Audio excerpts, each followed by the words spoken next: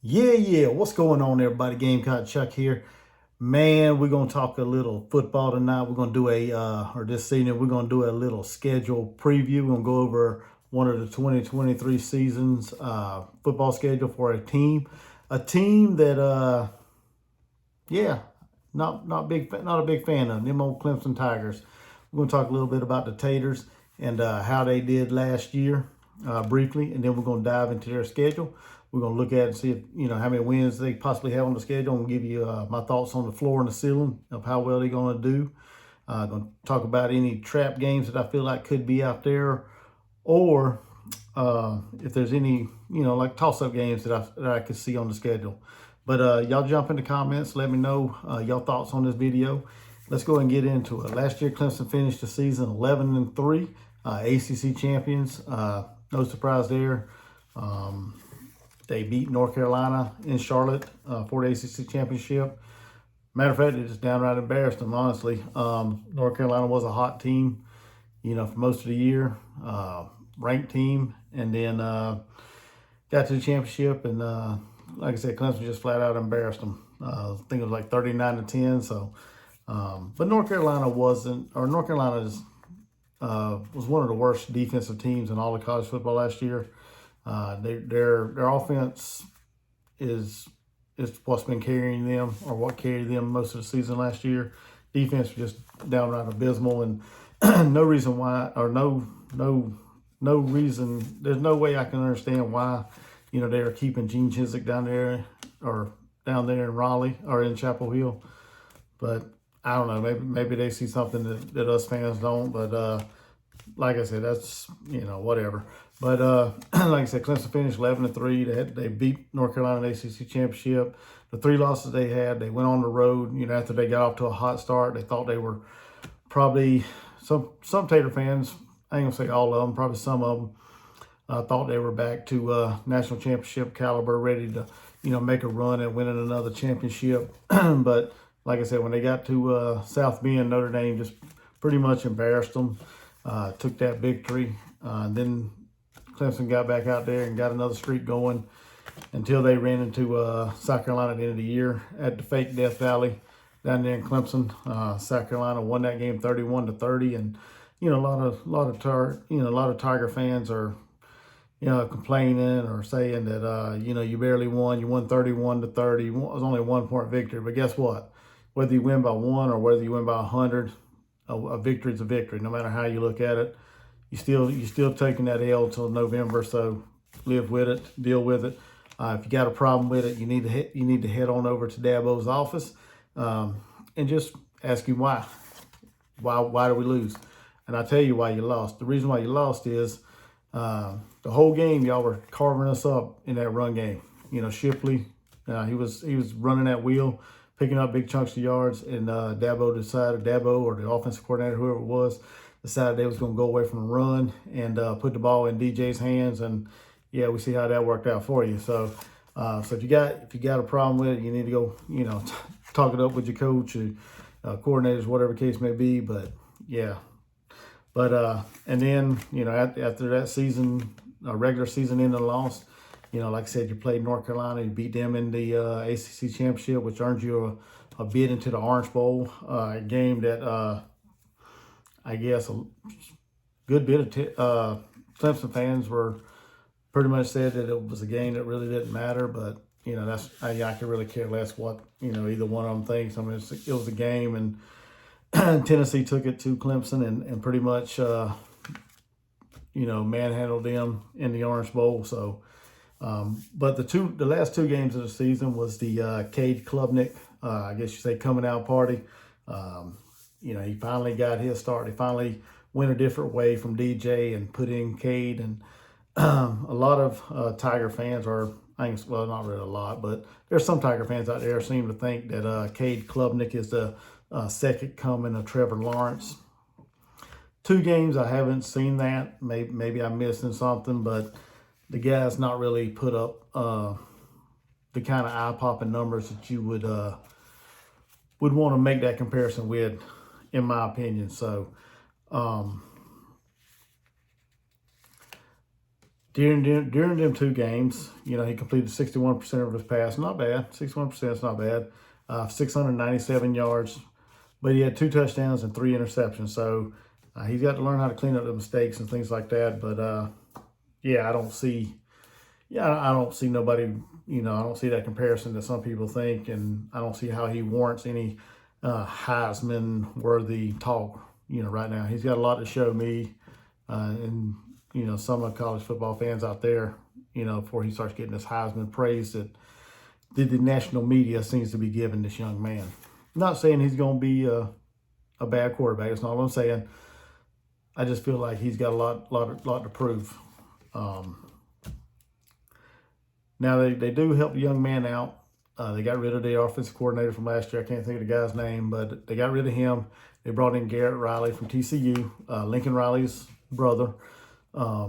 If you know anything about college football, Garrett Riley and TCU, they had phenomenal numbers on the offensive side last year in the Big 12. But it's the Big 12. It's comparable to the ACC. Not many defensive strong teams in the ACC, just like the Big 12. So, I see him, if he stays longer than a couple of years, I see that he can put up them kind of numbers in the ACC as well. So, but we shall see. Time will tell, whether or not he's going to stick around, for the long haul, and whether or not, his type of offense will work in the ACC. Who knows? Returning with Cade, they have some phenomenal running backs in Shipley and Maffa. I can't take nothing away from them too. They're phenomenal backs, the 1-2 punch. So they're real good backs. So that's going to be in my opinion, that could be their bread and butter on offense this year. They really don't have a wide receiver room that's going to strike any fear in any defense. Antonio Williams and Bo Collins. We've seen how that worked last year. And they were good they were okay at best, I guess you could say. So, and unless they improve dramatically from last year to this year, we shall see. But defense, can't really say nothing about the defense. They got dudes over there. They always had a real strong, real stout defense. Linebackers, defensive line's always been, NFL caliber players. Secondary may have a few question marks, but other than that, I think the defense is going to serve them well this year and keep them in a lot of games and help. I think they're going to help them win games, to be honest with you, until that offense can start clicking and coming around. Because like I said, Cade Club, he's going to have to learn a new system, and we still don't know if that Garrett Riley system will work, down there in Clemson, but we shall see. But yeah, last year, like I said, 11-3, overall great season for Clemson. Can't take nothing away from that. It was great getting a win down there, stopping their streak, and celebrating, finally, snapping that streak against Clemson and winning, beating them again finally. So when we look at this upcoming season, the 2023 season, Clemson starts out on the road at Duke. I think this is one of them games that Clemson is better than Duke on paper, in my opinion. This is one of them games that I feel like the defense will show up and will help win Clemson the football game, in my opinion. So I had them winning this game against Duke at the beginning of the season. Like I said, it's on the road. It's not in a hostile environment. Let's be honest, Duke is pretty much like a high school, like playing in a high school stadium. So not an intimidating environment at all.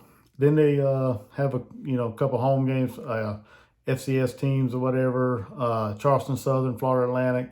Wins right there, in my opinion. I think Clemson's a better team against them too. Should be no problem there.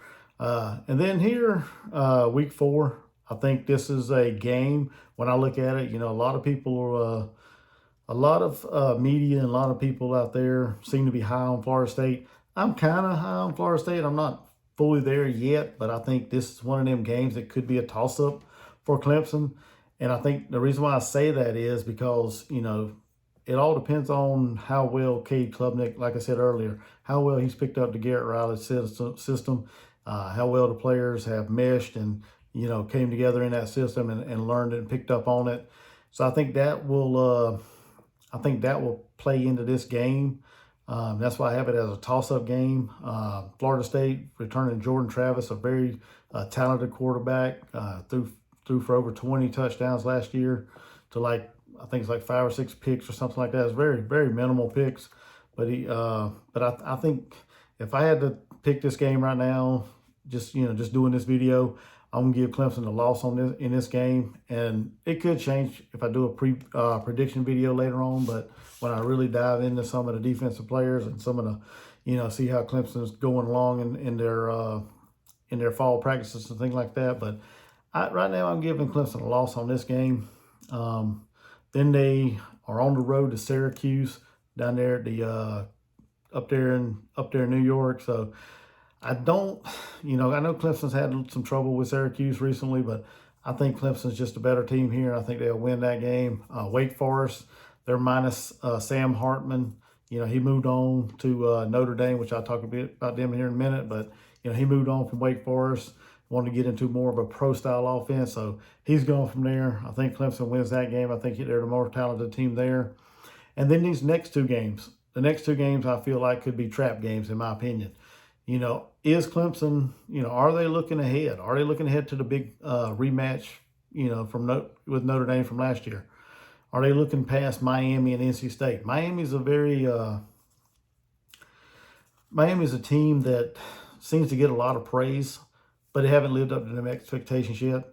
They've been recruiting very good here lately. I think they are one of the top 5, top 10 recruiting classes in the 2024 class so far. So they recruit at a high level, and but I just can't put much stock in Miami until they prove that they can win games, that they can compete, be more competitive than they have in the recent years. So I got Clemson, not looking past Miami. I have them winning that game. And NC State, that's another, like I said, that's another trap game. Clemson seems to have a little trouble when they go up to Raleigh, to Carter Finley Stadium. And but this year, without any Devin Leary, I think Clemson goes in there, and I think they manage to get out of there with a W. And I don't think they're going to be overlooking these two games, but like I said, they could be a trap game. I could see Clemson, slipping up and losing to NC State. I don't think they would lose to Miami, in my opinion, but I could see them possibly losing to NC State if they're not careful. But I don't think Dabo is going to have his team. I don't think that team's going to be looking past either one of these two teams. But after that, like I said, they win. I think they win both of them games. Then they go back home and they take on Notre Dame. Like I said, Notre Dame picked up through the transfer portal. They picked up Sam Hartman from Wake Forest. Sam Hartman wanted to join the team and being more of a pro style offense, and that's what Notre Dame's going to be having with him. They got rid of Tyler Buckner. He left, entered the transfer portal, and went to Alabama. But I think Sam Hartman is going to be a great fit for Notre Dame with some of the skilled players they have. And I see Notre Dame pulling out another victory this year. I think they win back-to-back against Clemson at Death Valley. And I think, like I said, I think Clemson takes the loss there. I don't think they're going to be able to hang with Notre Dame from an offensive standpoint. The defense is going to keep them in the game, but I think it's going to be a close game. And I think Notre Dame at this moment, I think Notre Dame is going to win that game. After that, they welcome in Georgia Tech. Georgia Tech, they got rid of their coach last year. Brent Key come in as an interim coach, and he had some good wins down the stretch. Beat North Carolina, I think it was, and Duke. So he had a couple wins. I think he had like 4 or 5 wins for the season. So give him a couple more years, and I think Georgia Tech will have a decent team, a bowl eligible team, in my opinion. Then they welcome in the Tar Heels. Like I said, North Carolina is one of the worst defenses in all of college football, in my opinion. No idea why they still have Gene Chizik on the roster or on the staff there, but hey, whatever, Mac Brown, you do your thing, man. But I just think, like I said, I think it's one of these games that the defense is going to win. This is another one of them games I think defense is going to win it. Drake May's a talented quarterback, but I think Clemson defense is going to get after him and make his night hard, just like they did in the ACC championship last year. And I have Clemson winning this game as well. Then comes the rematch. Clemson be on the road to take on South Carolina, the rivalry game, the big rivalry game at Williams-Brice Stadium. It's going to be rocking. It's going to be rolling. It's going to be rowdy. I'm going to be there, me and my family. It's going to be a good time. I'm expecting to have a good time, expecting to have a good game. I think this is a game that, like I said, Clemson, if they're clicking on all cylinders, could be a victory for Clemson. But I mean, honestly, I like Spencer Rattler and Juice Wells, and I know the running game for South Carolina is not there yet, but I think it's going to be a good game, and I think South Carolina has the potential to win this game. So, like I said, I'm going with that right now. Like I said, I'm going to do a prediction video probably later on, and I may change that pick by then. But this is just what I feel right now. I think South Carolina can get it done at home in front of a big crowd, and I think it's going to make it hard for Cade Klubnik and the Clemson offense, and should be a good, like I said, should be a good close game this year. So with that being said, like I said, I got it at 9-3. No, yeah, 9-3 roughly. But I can see, like I said, I can see Clemson going anywhere between 9-3 and 11-1, 10-2, somewhere around there. I think they're going to end up meeting probably Florida State back in the ACC championship this year. Probably a rematch of Week 4. Not really going to say. I mean, I think Clemson will probably get them the second time around, but you never know. But that's my thoughts on the 2023 schedule for Clemson. A little preview of them. Like I said, I think they're going to be a pretty decent team probably in a couple of years.